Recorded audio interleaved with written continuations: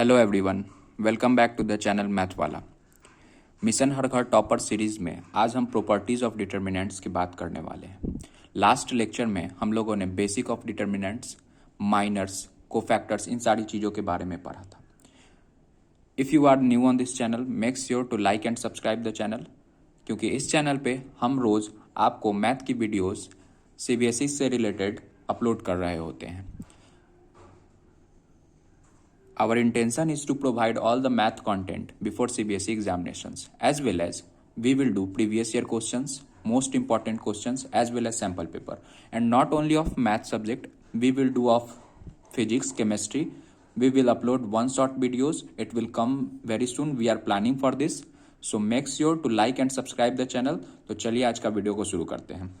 Properties of determinants. Last lecture में हम लोगों ने पढ़ा था कि 2x2 ऑर्डर मैट्रिक्स को डिटर्मिनेंट्स कैसे निकालते हैं, 3x3 ऑर्डर का मैट्रिक्स का डिटर्मिनेंट कैसे निकालते हैं।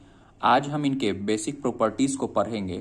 इन प्रॉपर्टीज़ डिटर्मिनेंट्स को पढ़ने के बाद हमारे लिए डिटर्मिनेंट्स निकालना और भी आसान हो जाएगा।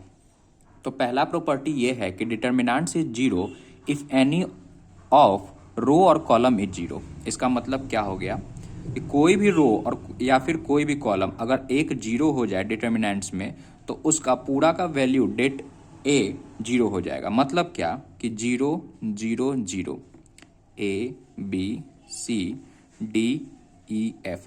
अगर कोई एक ऐसा डिटर्मिनेंट है जिसमें रो का सारा एलिमेंट, पहला रो की कोई भी एक रो जीरो हो जाए, तो उसका वैल्यू जो होगा वो जीरो को इक्वल होगा।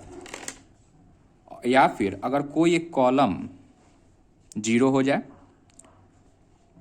कोई एक कॉलम ही जीरो हो जाए, तो उस केस में भी हम उस मैट्रिक्स का, उस डिटर्मिनेंट्स का वैल्यू जीरो बोल देते हैं। तो पहला प्रॉपर्टी हो गया कि डिटर्मिनेंट जीरो हो जाएगा जब किसी भी मैट्रिक्स का डिटर्मिनेंट का रो और कॉलम जो है वो एक जीरो हो जाए। पूरा एक रो जीरो हो जाए या फिर एक कॉलम जीरो हो जाए तो उसका वैल्यू जीरो हो जाता है।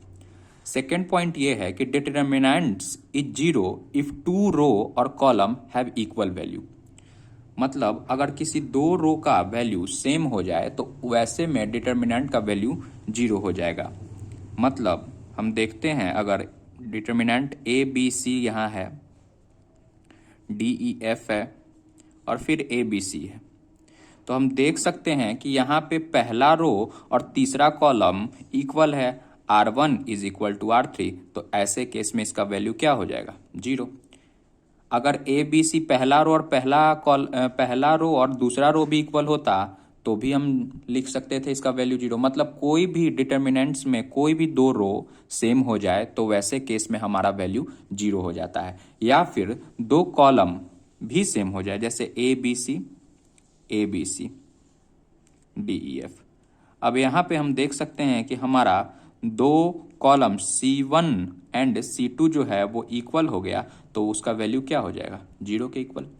दो रो अगर सेम हो जाते हैं तब भी डिटर्मिनेंट्स का वैल्यू जीरो हो जाएगा। दो कॉलम अगर सेम हो जाते हैं तो भी डिटर्मिनेंट्स का वैल्यू जीरो हो जाएगा। नेक्स्ट क्वेश्चन, अगर कोई एक डिटर्मिनेंट ए है और उसका वैल्यू जो आएगा वही सेम वैल्यू उसके ट्रांसपोज का आएगा। ट्रांसपोज हम किसको बोलते हैं? तो ऐसा मैट्रिक्स जिसके रो को कॉलम में बदल दें। ठीक है, तो एक एग्जांपल करके देखते हैं कि 1 है, 2 है, 3 है, 4 है। 2x2 ऑर्डर का मैट्रिक्स डिटर्मिनेंट्स हम निकाल लेते हैं इसका। तो 4 - 6 डेट इज इक्वल टू -2 हो गया। अब क्या करते हैं कि इसका ए ट्रांसपोज इस मैट्रिक्स का लिख लेते हैं। ये था अपना डिटर्मिनेंट्स ए, उसका हम वैल्यू निकाल लिए, पहले मैट्रिक्स में था, इसको डिटर्मिनेंट्स में बदले। फिर अब हम ए ट्रांसपोज अगर लिखते हैं तो 1 2 है, तो इस रो को कॉलम में बदलेंगे तो 1 2 से 1 1 2 हो जाएगा। अब यहाँ इस रो को हमने कॉलम में बदल दिया, फिर इस रो को भी हम कॉलम में बदल देते हैं। 3 4 सॉल्व करते हैं, 4 - 6। तो वही बात है कि ये transpose of determinants is same as the actual value of determinants. तो यहाँ पे हमने देखा कि डिटर्मिनेंट्स का वैल्यू भी -2 आया और उसके ट्रांसपोज का भी वैल्यू -2 आया। तो यही प्रॉपर्टी है थर्ड, कि अगर ट्रांसपोज ऑफ डिटर्मिनेंट्स निकाले तो वो इक्वल होगा डिटर्मिनेंट्स के। चलिए,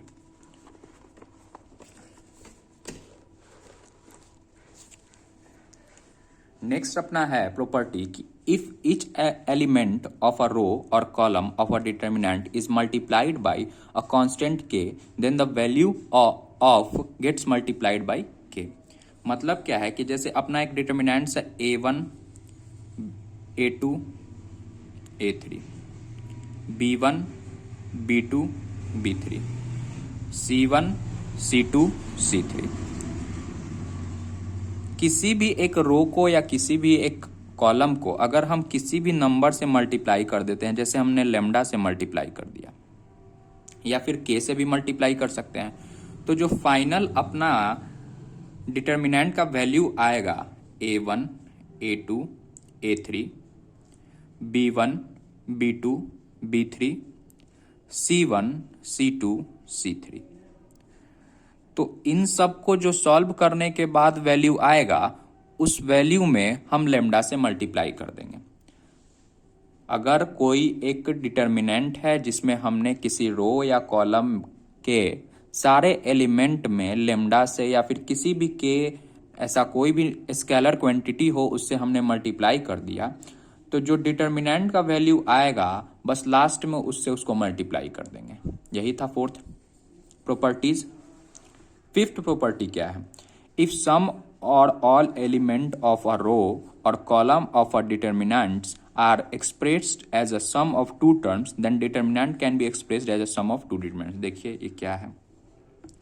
अगर a1 प्लस लेमडा वन अपना एक मैट्रिक्स एक एलिमेंट है फर्स्ट रो का, a2 plus lambda two, a3 plus lambda three, यहाँ पे b1 है, यहाँ पे b2 है, यहाँ पे b3 है और ये c1 c2 c3. तो इस डिटर्मिनेंट्स को हम ऐसे भी लिख सकते हैं a1 a2 a3 b1 b2 b3 c1 c2 c3 और प्लस में ये जो अब लेमडा वाला पार्ट बचा उसको हम यहाँ से प्लस कर देते हैं. Lambda 1 lambda 2 lambda 3 b1 b2 b3 c1 c2 c3 ऐसा कर देंगे. मतलब ये कि अगर कोई डिटर्मिनेंट्स इस फॉर्म में लिखा है a1 plus lambda 1 a2 plus lambda 2 a3 plus lambda 3, तो उनको हम अलग अलग ऐसा करके लिख सकते हैं. a1 a2 a3 इधर लिख दिए, लेमडा 1 प्लस लेमडा 2 लेमडा 3 अलग लिख दिए. अब ये लेमडा 1 यहाँ भी हो सकता है, इस रो में भी हो सकता है, किसी भी रो में हो. अगर इस रो में होगा तो हम यहाँ पे लेमडा 1 लेमडा 2 लेमडा 3 लिख देंगे, यहाँ पे अपना a1 a2 a3 रह जाएगा. अगर इस जगह होगा c1 plus lambda 1 c2 plus lambda 2 c3 plus lambda 3, तो हम यहाँ पे लेमडा 1 लेमडा 2 लेमडा 3 लिख देंगे, यहाँ a1 a2 a3 b1 b2 b3. मतलब किसी भी रो में भी हो सकता है, किसी भी कॉलम के लिए भी ये एप्लीकेबल है. तो हम उस फॉर्म में ऐसा लिखते हैं. अगर हम दोनों का डिटर्मिनेंट्स निकाले, अगर जैसे यहाँ पे कोई वैल्यू हम रख सकते हैं, a के जगह b के जगह c के जगह, a1 a2 a3 के लिए लेमडा के लिए वैल्यू रखें, x y z रख सकते हैं, तो जो वैल्यू इन दोनों को इस डिटर्मिनेंट्स को सॉल्व करने पे आएगा, the same value we will get from the over here. मतलब हम इनको अलग अलग जब करके भी सॉल्व करेंगे तब भी हमारा वैल्यू सेम आएगा. तो ये था फिफ्थ प्रॉपर्टीज ऑफ डिटर्मिनेंट्स. आइए इस पे क्वेश्चन करते हैं. प्रूफ करना है कि ए बी सी एक डिटर्मिनेंट रो है, a plus 2x b plus 2y c plus 2z second row and x y z. ठीक है, तो देखिए जस्ट सेम है कि यहाँ सेकेंड रो में एक अलग से ऐड कर दिया है, तो उसको हम ऐसा लिख सकते हैं a b c और x y z प्लस फिर से हम यहाँ पे मेरे पास ए बी सी के साथ कुछ भी नहीं है तो हम वैसा ही लिख देते हैं ए बी सी. अब a प्लस 2x था तो इस 2x को हम यहाँ लिख दिए, इस 2y को हम यहाँ लिख देते हैं और इस 2z को हम यहाँ लिख दिए. फिर अपना x y z. ठीक है, अब हमको पता है प्रॉपर्टीज ऑफ मैट्रिक्स डिटर्मिनेंट्स की अगर दो रो सेम हो जाए या फिर दो कॉलम सेम हो जाए तो उसका वैल्यू 0 होता है. तो यहाँ पे रो 1 एंड रो 2 सेम है. अगर दो रो या दो कॉलम सेम हो जाते हैं तो उनका वैल्यू 0 होता है. ये हमने डिटर्मिनेंट्स का एक प्रॉपर्टीज पढ़ा जस्ट अभी. तो यहाँ पे पहला रो और दूसरा रो सेम है तो इसका वैल्यू 0 प्लस अगर हम यहाँ से 2 कॉमन ले लेते हैं इस पूरे डिटर्मिनेंट्स में से हमने ये पढ़ा था कि अगर इन सबको हम मल्टीप्लाई करते हैं लेमडा से तो हम लेमडा बाहर ले सकते हैं। तो यहाँ पे 2 से मल्टीप्लाई है, तो हम जब 2 बाहर ले लेंगे तो A B C x Y z, इस सेकेंड रो से हमने 2 को कॉमन ले लिया एक्स वाई जेड। तो अब यहाँ भी 2 रो सेम हो गए, second row and third row, तो फिर इसका भी वैल्यू क्या हो जाएगा 0। तो 0 plus 0 det is equal to 0, ये हमारा प्रूफ हो गया। हम क्या किए कि दोनों को अलग अलग लिख दिए कि ए बी सी और इसका 2x 2y z को इधर। फिर हमको पता था कि 2 रो अगर सेम हो जाएं, दोनों का वैल्यू अगर सेम है तो हम उसको 0 लिख सकते हैं। यहाँ पे भी हमने 2 को बाहर रखा तो A B C x Y Z row 2 और रो 3 दोनों सेम हो गया, फिर हम उसको 0 कर दिए। Next question. अब अपना अगला प्रॉपर्टी ये है कि एलिमेंट्री रो और column transformation does not change the value of determinant. अगर जैसे अपना एक डिटर्मिनेंट है, उसको हम और भी इजी कैसे सॉल्व कर सकते हैं, उसके लिए हम रो को एक रो के जगह दूसरे रो को लिख सकते हैं, उसका ट्रांसफॉर्मेशन कर सकते हैं, या फिर कॉलम के लिए भी कर सकते हैं, ताकि हमारा इसका कैलकुलेशन आसान हो जाए। कैसा होता है, जैसे अपने पास 1 है, 2 है, 3 है, 4 5 6 5 7 9 अपने पास एक मैट्रिक्स है, डिटर्मिनेंट्स है। अब हम क्या कर सकते हैं कि हम R1 को भी हम लिख सकते हैं R1 प्लस R2। अगर हम R1 के जगह R1 प्लस R2 लिख देते हैं, या फिर हम R1 को R1 प्लस 2R2 भी लिख सकते हैं। हमें ध्यान ये रखना है कि अगर हम रो 1 की बात कर रहे हैं तो हमें ऐसा कुछ सब्स्टिट्यूट करना है जिसमें रो 1 आना चाहिए। रो 3 भी आ सकता है, लेकिन अगर हम रो 1 की बात करें तो रो 1 में अपना रो 1 सब्स्टिट्यूशन पे होना चाहिए। रो 2 की बात कर रहे हैं तो हमारे रो 2 में रो 2 तो सब्स्टिट्यूशन के प्लेस पे होना ही चाहिए। अपना रो 3 भी हो सकता है और रो 1 भी हो सकता है। हम जैसा कंडीशन रहेगा उस टाइप से करेंगे, लेकिन हमें ध्यान रखना है कि जिस पर्टिकुलर रो की बात कर रहे हैं सब्स्टिट्यूशन में हमारा वो भी रो होना चाहिए, तभी ये सारी चीज वैलिड है। हम इसको मल्टीप्लाई भी किसी 2 नंबर से 3 नंबर से कर सकते हैं।